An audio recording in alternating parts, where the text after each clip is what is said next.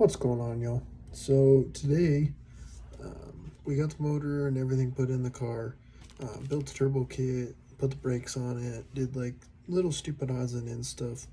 So I currently took the turbo kit back out of it, took the motor out of it, dropped the K member, took everything out of the front, and I couldn't do it. I really wanted the build to be super clean, and I just ended up saying, hey, screw it, take everything out, let's prep the engine bay and paint it.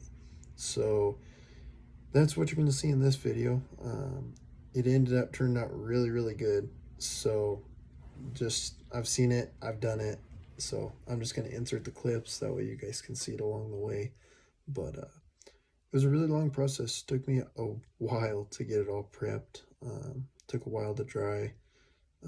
Primer, paint, clear coat. Like, it took a while. But I'm so happy with how it turned out. So hopefully you guys like it.